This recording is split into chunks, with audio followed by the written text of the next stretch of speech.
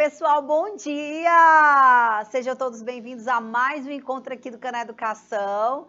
Pessoal de Baixa Grande do Ribeiro, Canavieira, Eliseu Martins, Esperantina, sejam todos bem-vindos a mais uma aulinha aqui do nosso terceiro ano.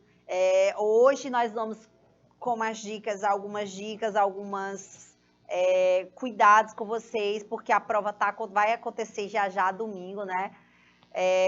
Queria, antes de tudo, colocar vocês cientes de algumas informações sobre a prova do Enem, para quem vai fazer Enem, é uma prova extremamente longa, né, uma prova extremamente cansativa, que os alunos de verdade precisam estar antenados e estarem conectados com essa prova, né? Então, essa preparação, gente, da prova, ela já deve estar acontecendo aí com vocês há mais tempo, né? Então, agora, vocês já estão preparados, vocês já estão cientes.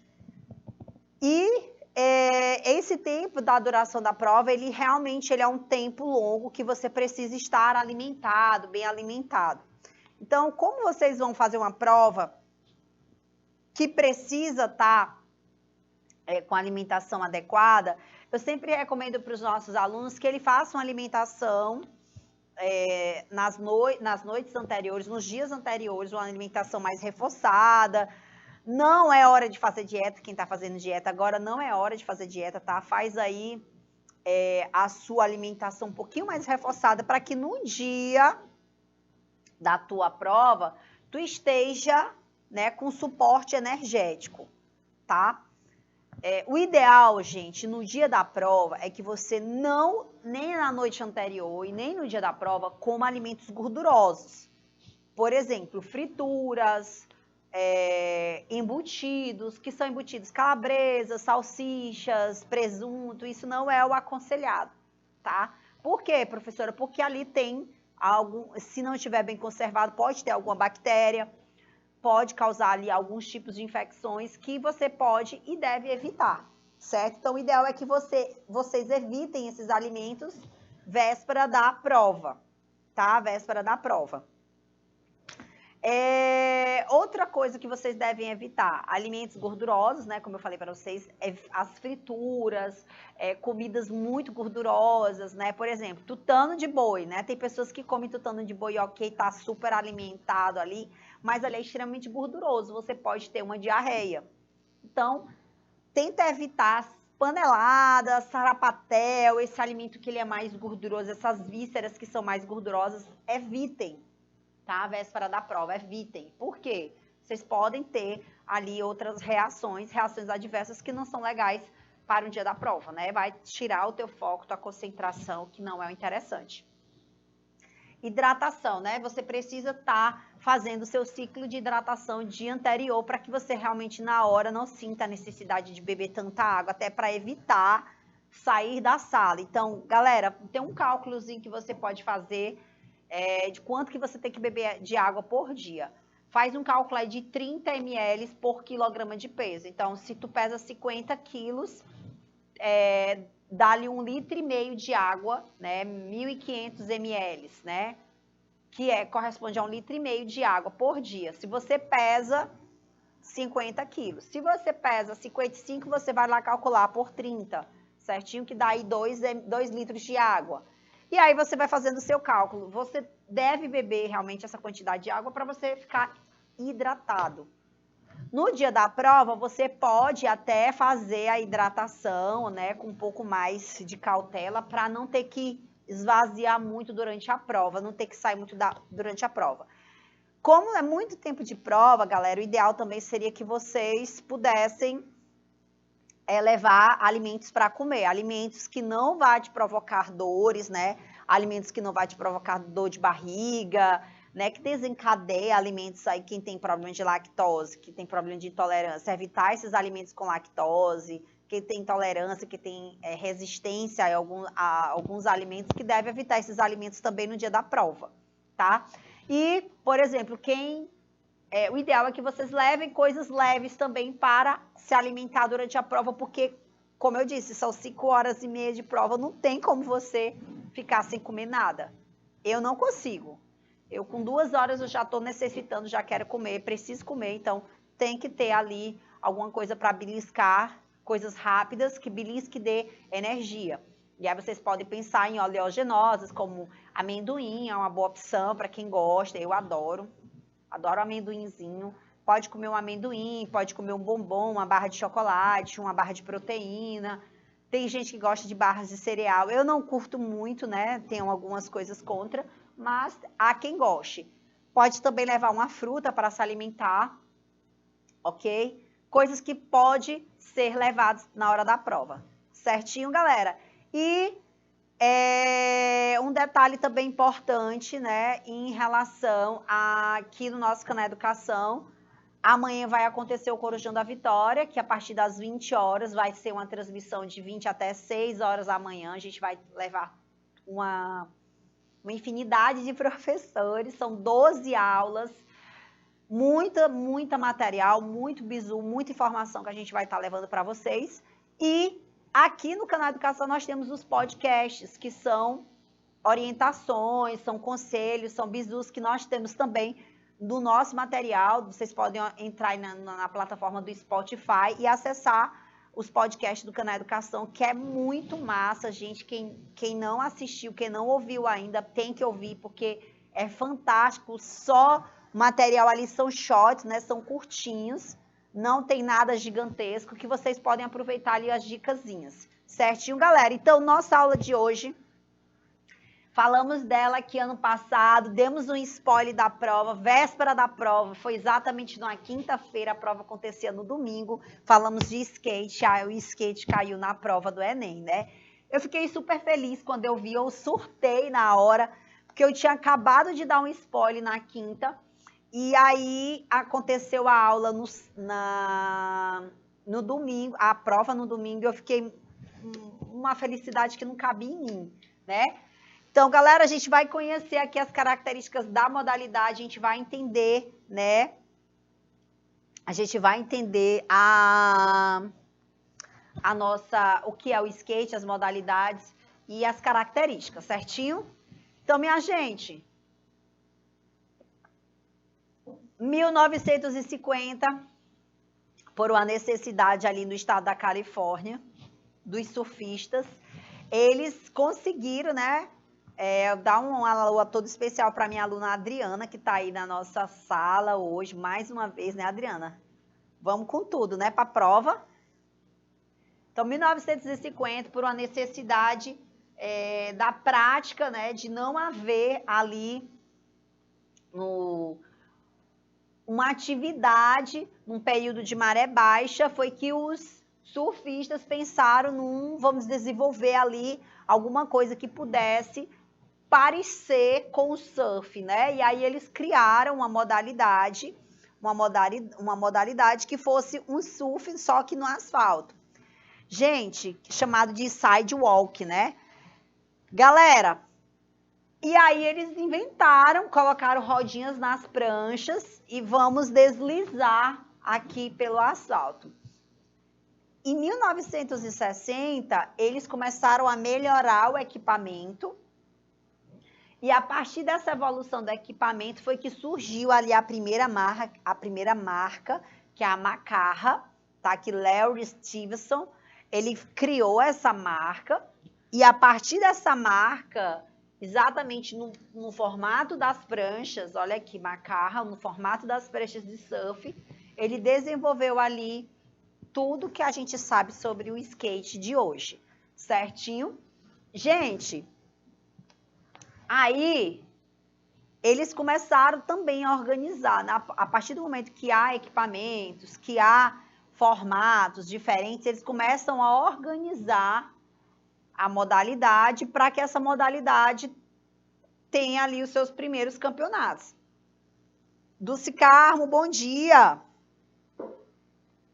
Então, gente, eles começaram a organizar, começaram a pensar, né, como seria ali as pistas de skate, eles começaram a utilizar as piscinas como pistas, certo? E foi exatamente esse texto aqui, né, que a gente utilizou. esse texto que esteve na prova do Enem, falando sobre a referência das rodinhas, da evolução do material do skate. Então, foi a partir da evolução desse material, as rodinhas que deixaram de ser ferro, passaram a utilizar uma rodinha chamada de poliuterano, um material mais resistente, foi que difundiu ali a prática do skate. Então, em 1980, eles começaram a utilizar rampas, né? Colocaram ali rampas de madeira, começaram a organizar um espaço mais adequado, algo que pudesse trazer um diferencial. E surgiu ali, galera, a modalidade do street, tá? O street, que é o estilo de rua, street significa rua, é uma das modalidades mais praticadas, ok? Uma das modalidades mais praticadas. Depois veio aí a popularização. A popularização, a modalidade começou a ganhar muitos adeptos, a modalidade começou a ganhar uma vestimenta, a ganhar um estilo de vida, a ter a sua própria fala, ter as suas gírias, criou ali uma característica. O que a gente pode dizer que o skate traz uma filosofia de vida, né? Os skatistas têm ali uma filosofia, uma roupa, um linguajar que são deles, certo? Então, galera, 1990 nós tivemos aí a maior projeção da modalidade, que foi conhecido como Tony Hanks, que é um dos maiores skatistas do mundo. Ele, gente, desenvolveu ali os X Games, né? Ele pôde desenvolver, ele ficou famoso ali com a estreia dos jogos eletrônicos. Em 1999, ele lançou ali no videogame, as plataformas de videogame. E foi a partir disso que surgiu também a divulgação, os campeonatos na ESPN. Desde 1995 que eles fazem as transmissões do X Game, ou seja, faz bastante tempo, né? E isso, sem dúvida nenhuma, foi o grande atrativo para a modalidade. Então, quanto mais visibilidade, mais a modalidade vai ganhando repercussão, repercussão, repercussão. Né, galera? Galera, olha a história do skate no Brasil. Primeiramente, esse skate ele chegou em 1960, tá? Chegou ali em Nova Iguaçu em 1974. Em Nova Iguaçu, ele inaugurou a primeira pista de skate da América Latina.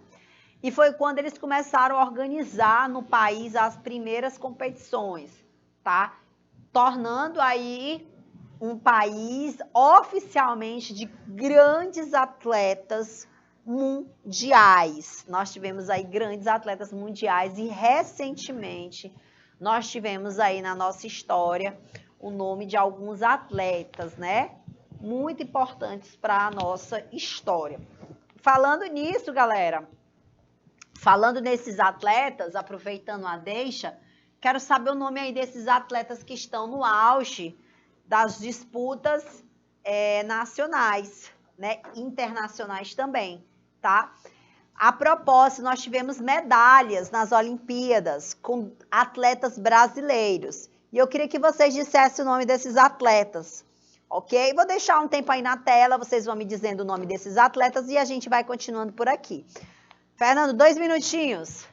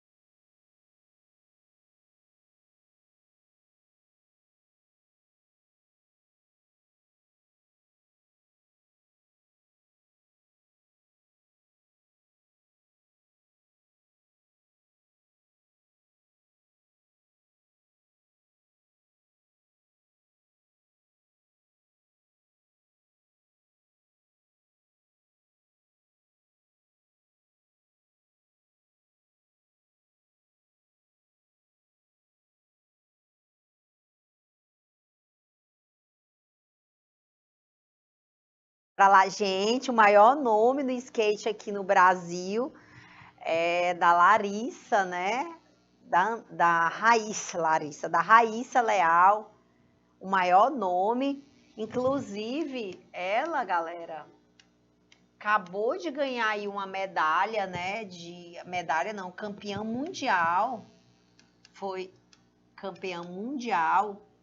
Domingo agora, ela foi campeã mundial no skate, no street, né? Na modalidade street.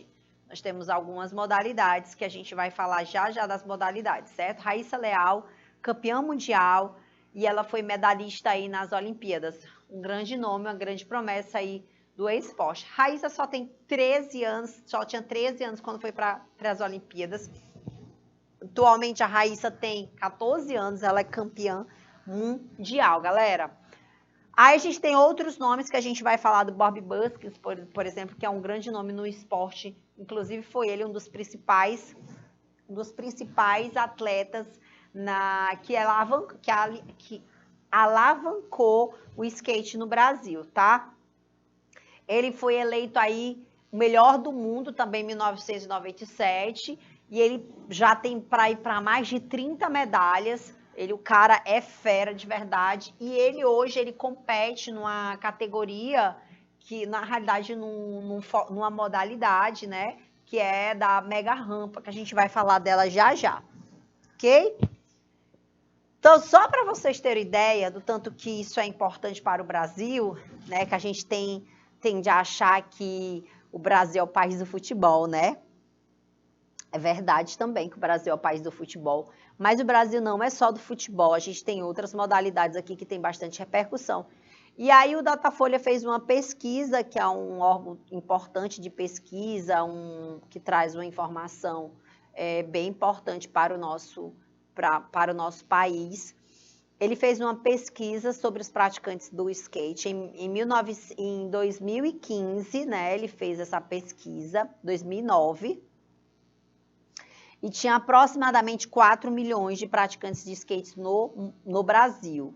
6 anos depois, tá, em 2015, foi visto que tem 8,5 milhões de praticantes de skate no país.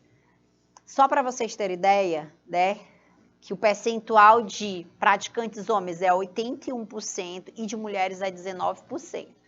É um número ainda bem gritante, né? A gente não chega nem a ser maioria, né? A gente não é nem maioria. Mas olha aqui, galera, olha o tanto de pessoas, de percentuais por idade. Nós temos 36%, nós temos a idade entre 11 e 15 anos de idade, certo?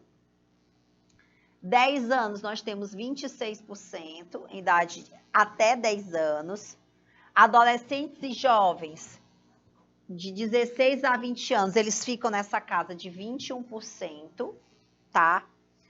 Enquanto 17%, galera, fica aqui entre 21 anos ou mais, ou seja, uma idade ali já de maioridade, uma pessoa mais adulta, aí é só 17%. E a idade média dos praticantes é 15 anos. Certinho, galera? Então, são números que trazem bastante relevância e faz total sentido, né? Então, para a gente entender um pouco das regras do skate, a gente precisa entender que as competições, elas carregam regras diferenciadas. Por exemplo, as Olimpíadas. Tem coisas que se exigem nas Olimpíadas que não se exigem em outras competições. Então, para entender cada modalidade, a gente precisa primeiro entender quais são as modalidades, quais são ali. Aliás, para entender as regras, a gente precisa entender as modalidades. Então, entender que também o skate ele é uma modalidade que vai ser avaliada por alguns critérios como precisão, dificuldade, né? E que esses critérios, eles fazem com que a gente entenda que cada manobra tem a sua particularidade. Vou dar um exemplo aqui para vocês. A Raíssa, A Raíssa, na competição, ela estava na última fase, né, na última etapa, e lá na última etapa ela arriscou uma manobra, certo? Na hora de arriscar essa manobra, ela tinha 4 tentativas, né? Nessas 4 tentativas ela precisava atingir fazer uma manobra que fosse realmente valiosa, né, para poder ganhar uma pontuação alta. E aí ela tentou uma, tentou 2, tentou 3, e na 4ª vez foi que ela conseguiu encaixar. Na realidade não foi na 4ª, foi na 3ª. Na 3ª ela conseguiu encaixar a manobra perfeita, né? Aí tinha uma atleta, que era uma chinesa, que estava na frente da Raíssa. E essa atleta, a Raíssa, era a última a competir. A atleta chinesa, ela era uma das primeiras a competir. Então, a atleta chinesa estava com a pontuação superior à da Raíssa. E a Raíssa não estava conseguindo encaixar ali a manobra. Só que, por exemplo, para essa atleta chinesa conseguir uma pontuação maior do que a Raíssa, ela precisava fazer 7,3, porque ela já estava com a nota superior da Raíssa, ela estava em primeiro lugar, inclusive. E a Raíssa fez uma manobra que recebeu a pontuação de 7,8, tá? Ela recebeu a pontuação de 7,8.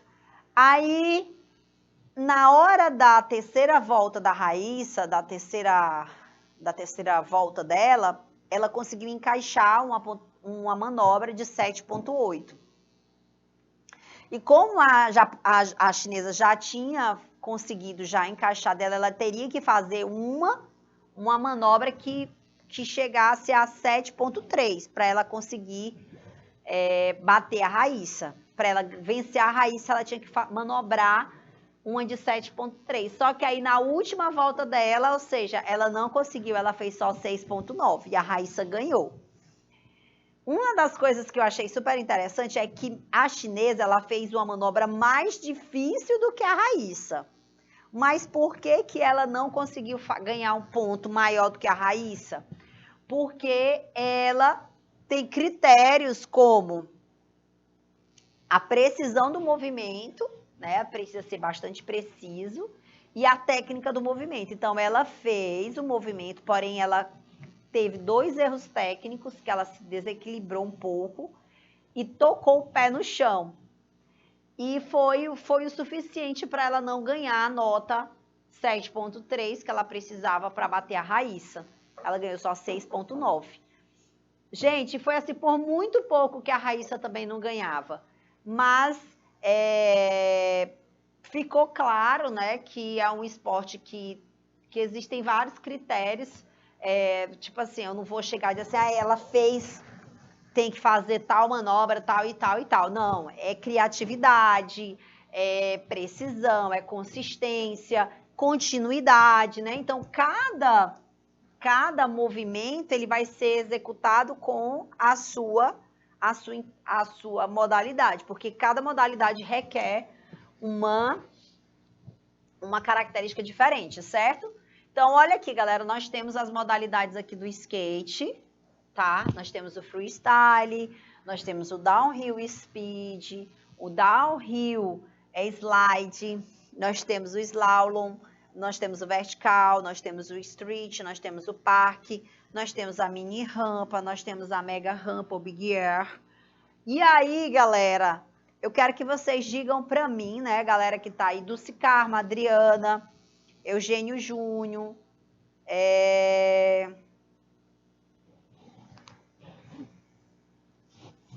Ok, Adriana, vá para a sua escola, que vai para a escola agora, né? Tudo bem, Adriana. Aí nós temos a Adriana, nós temos o Eugênio Dulce, que está aqui na sala, Baixa Grande do Ribeiro, Canavieira, Eugênio, Esperantina, Eliseu Martins, Francisco Aires, né, galera de Francisco Aires também.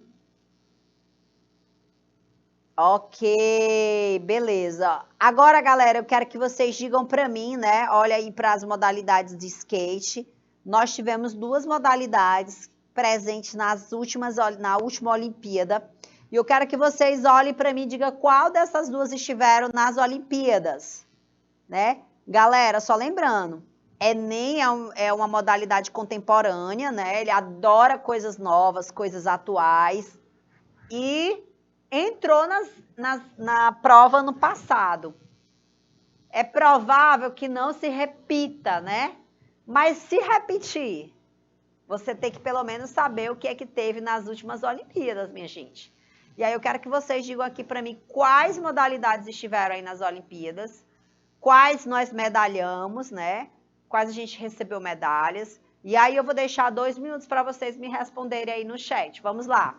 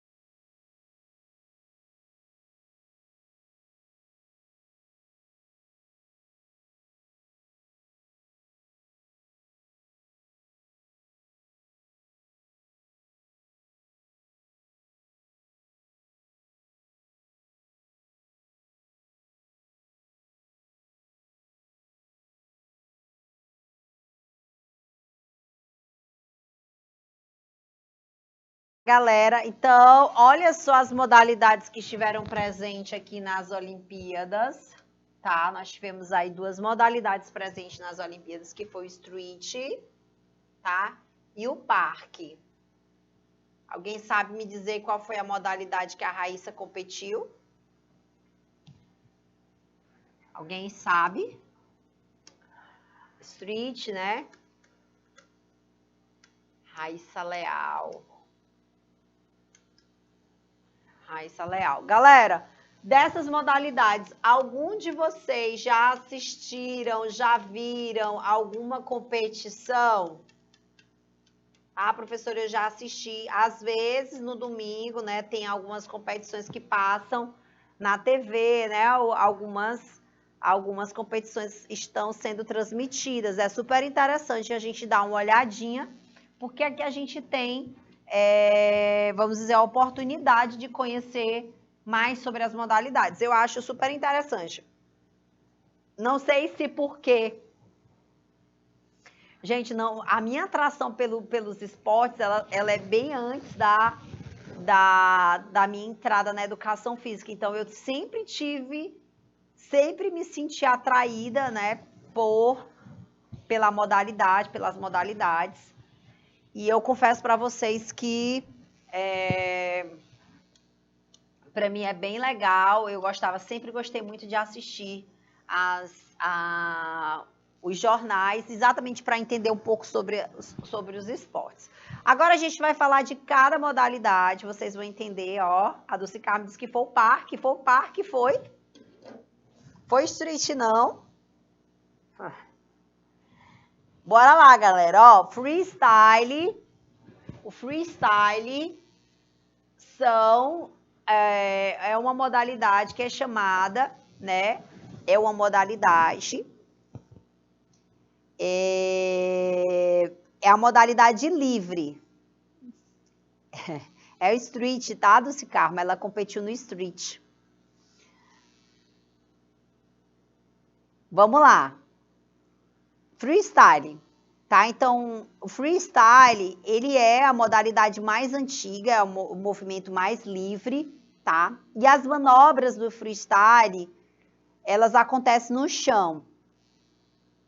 O maior responsável aí pelas manobras, o maior, vamos dizer, o inventor de manobras foi o Rodney Mullen, tá? Que ele é um especialista, vamos dizer, um grande atleta na modalidade. Beleza? Agora, gente, olha só. Nas competições de freestyle, quem regulamenta as regrinhas da Confederação Brasileira, ela vai determinar 4 quesitos, né? Aqui no Brasil, quem vai determinar como é a competição do skate é a Confederação Brasileira de Skate, né? Que é a CBSK. A CBSK, certo? Confederação Brasileira de Skate. Então, o que é cobrado no freestyle? Técnica, consistência, aspecto artístico e variedade. Vocês vão me perguntar assim, aspecto artístico, professora? Sim, o aspecto artístico, ele é exatamente a plasticidade do movimento.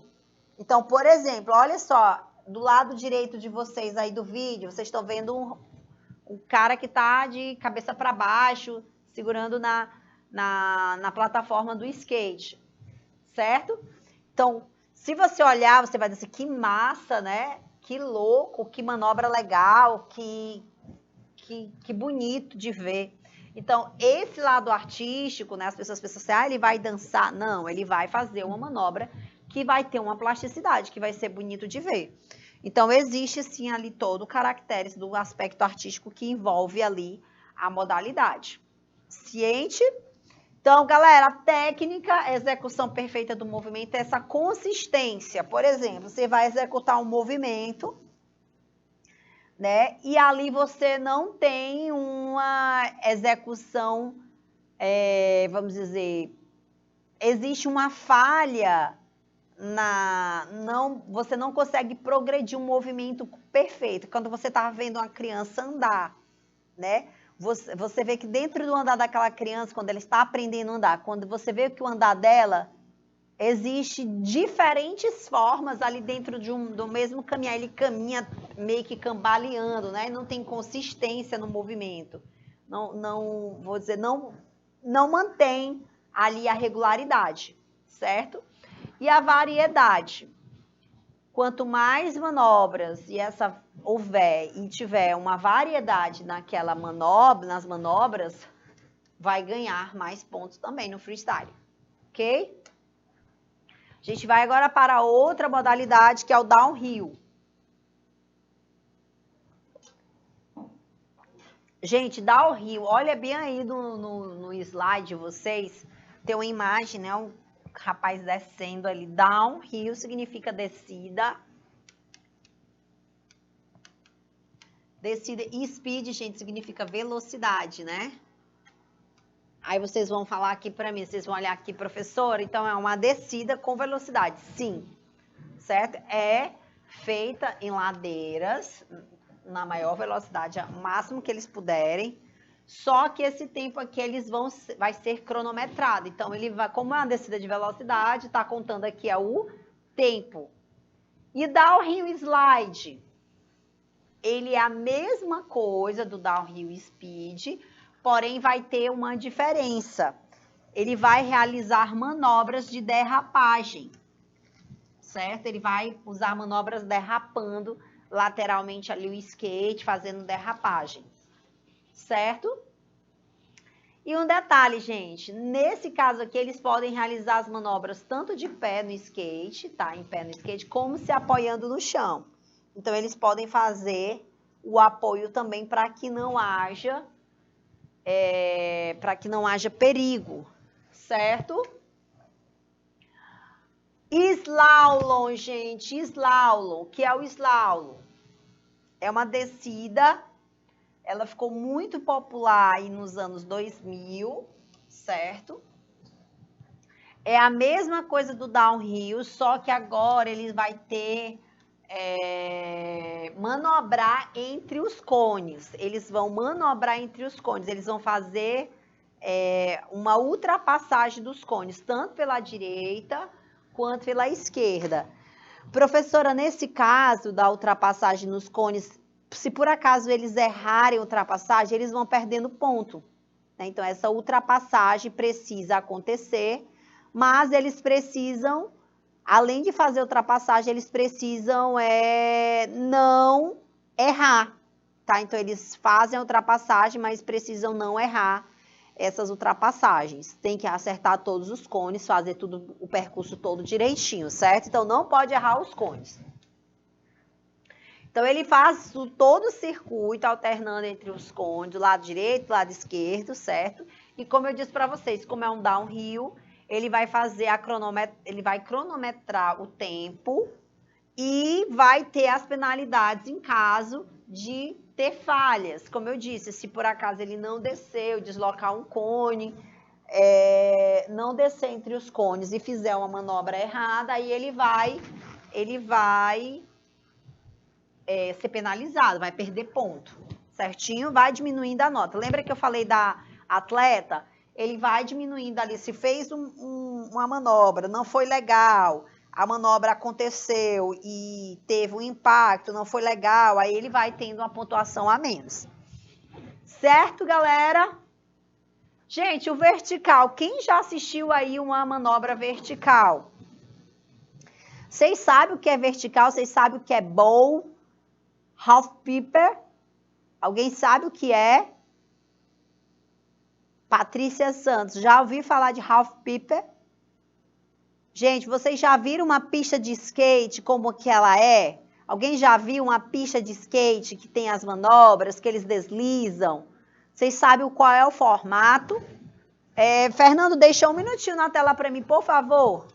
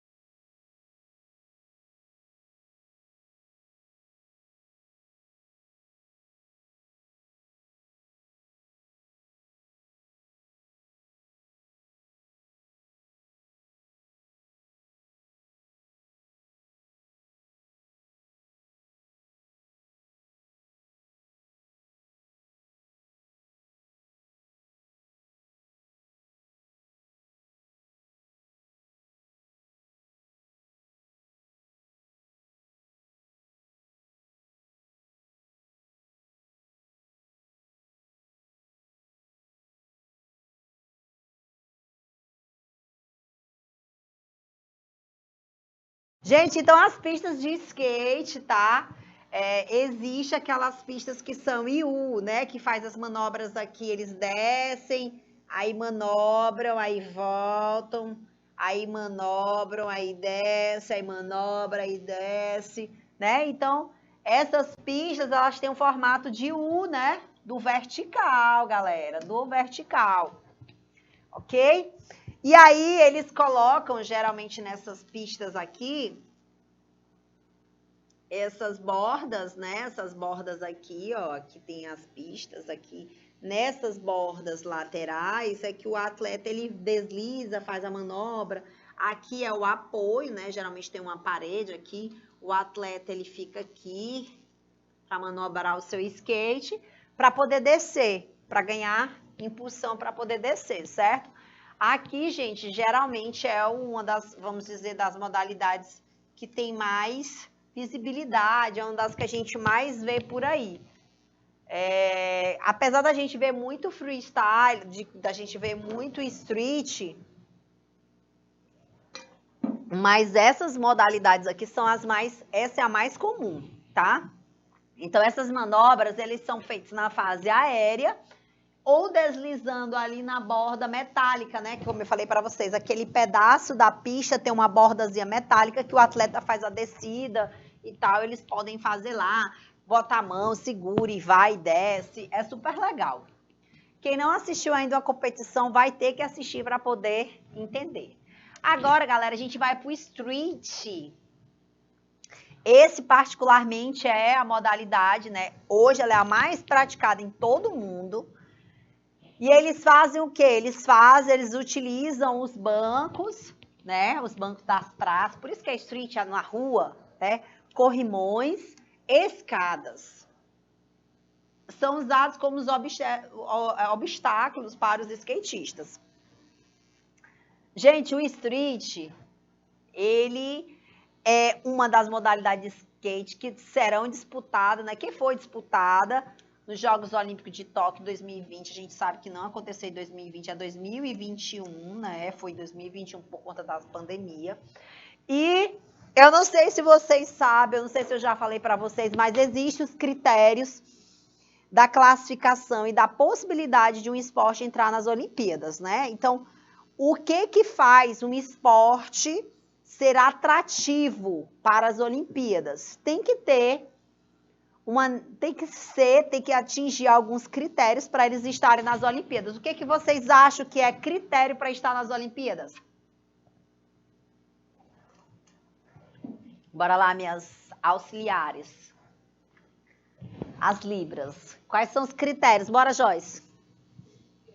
Para estar um esporte estar nas Olimpíadas. A minha colega falou visibilidade, exatamente. Visibilidade é um dos critérios para estar nas Olimpíadas, né? O esporte, ele precisa ser atrativo, né? Ele precisa ter bastante repercussão. Então, por exemplo, o esporte, ele precisa ser muito praticado. Só para vocês terem ideia, um dos critérios, ele ser praticado na modalidade masculina em 4 continentes. Em 4 continentes, e no feminino em 3 continentes. Então, precisa ser praticado em 3 continentes na modalidade feminina. Então, ele tem que ter em cada continente ali, tem que ter pelo menos 3 continentes, tem que ter essa modalidade sendo praticadas. Se eu não me engano, gente, para homens, eu não sei se é 90 países e nas mulheres 50. Eu sei que o número é bem alto, no mínimo, eu sei que na mulher 50 países praticando a modalidade, para ser uma modalidade aceita nos Jogos Olímpicos. 50 países, ou seja, ele não pode ser só muito populoso em determinado lugar, mas ele tem que ter ali vários lugares do mundo praticando aquela modalidade, ok? E outra coisa, uma vez que esse esporte ele entra na competição das Olimpíadas, as pessoas acham assim, entrou nas Olimpíadas, ele não sai mais. Não é assim. Dentro das Olimpíadas, ele também é avaliado pelo público. Se há muito interesse por ver aquela modalidade, Jogos Olímpicos, é um atrativo. Os Jogos Olímpicos vende, gente. Eles vendem, é uma competição que é bilionária. É uma competição que arrecada muito dinheiro, né? De muita visibilidade. Então, eu tenho que levar para o quê? Algo que seja atrativo para eu vender também, né? Então, eles têm ali a história do dinheiro, né?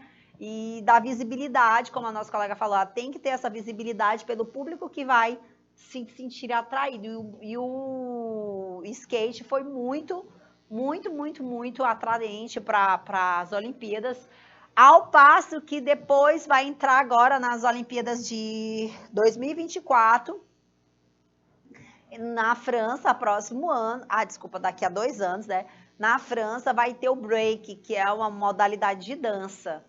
Ganhar as ruas ganhando as Olimpíadas. Que massa, né?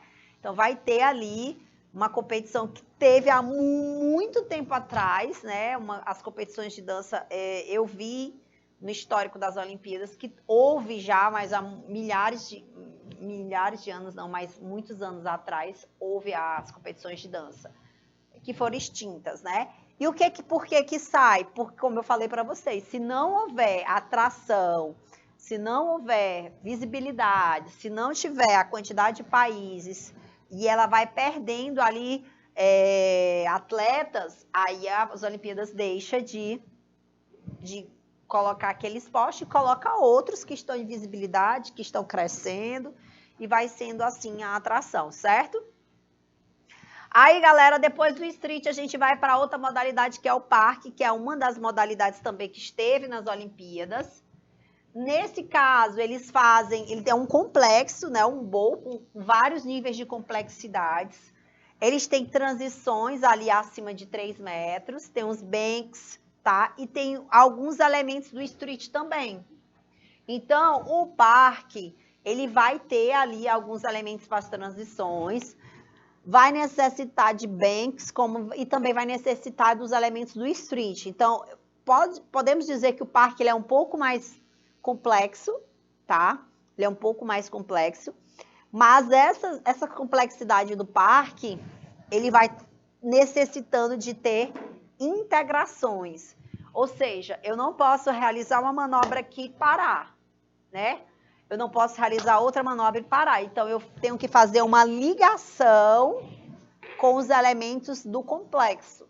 Então, ele vai trilhando ali, mas vai fazendo essas ligações. Ele vai usando e vai trilhando as ligações, ok? E essas duas modalidades, elas vão estar mais uma vez nas Olimpíadas de 2024, e aí eu não posso dizer para vocês, ele vai sair das Olimpíadas. Quando? Não sabemos. É pouco provável, gente, que esse esporte ele saia das Olimpíadas, né? É capaz de entrar em mais modalidades. Por exemplo, pode entrar aí, vamos dizer, o freestyle, já que está entrando aí o break, né? Irmão aí do freestyle. Pode ser que entre o vertical. Por quê? Porque é um atrativo. Gente, as Olimpíadas, ela olha a repercussão disso, né? Então, é uma modalidade que a gente viu que em 6 anos cresceu num único país 4,5 milhões de praticantes. Então, é um número gigantesco. É um número extremamente expressivo, certo? Então, é uma modalidade que eu acho muito difícil. É um esporte jovem, entraram os esportes de aventura, né? O surf também entrou. Nós tivemos um brasileiro também campeão, né, do surf, que foi agora eu esqueci o nome dele, eu sei só o sobrenome, que é Ferreira. Agora eu não lembro. Mas eu sei que é Ferreira. Uma modalidade que só tem a crescer também, né? Então, mega rampa. A mega rampa é uma descida exatamente numa rampa, ok? Ela foi criada pelo norte-americano Daniel Way, né?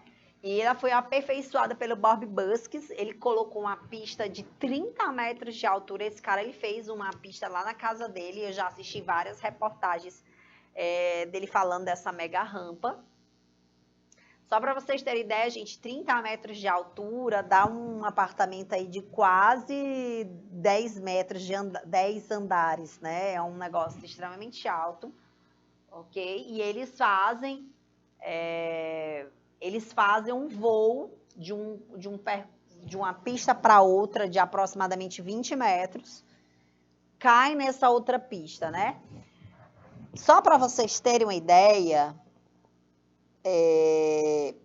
para vocês terem ideia, eles atingem, né, a altura de 8 metros quando eles estão lá no half piper, no quarter piper, né, que é o local onde eles vão manobrar. Eles atingem 8 metros de altura, é muito alto, galera, muito alto. Eles atingem 80 quilômetros de velocidade. Aí vocês me perguntam assim, gente, 80 quilômetros num carro é rápido, né? Você pensa assim, numa pista, numa BR não é tão rápido, né? A gente não percebe tão rápido, mas é rápido. Se você colocar 80 quilômetros dentro de uma cidade, você percebe o tanto que é rápido. Numa BR você não percebe tanto. Eu, por exemplo, não ando a 80, eu ando a 100, 120, 110, né? No limite ali da velocidade, 110. E já andei mais rápido, tá, gente?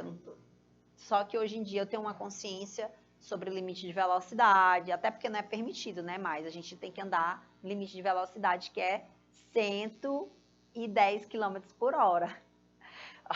O Fernando tá dizendo que já andou a quanto, Fernando? 175. Eu acredito, Fernando, porque eu já andei a 180. Viu, Fernando?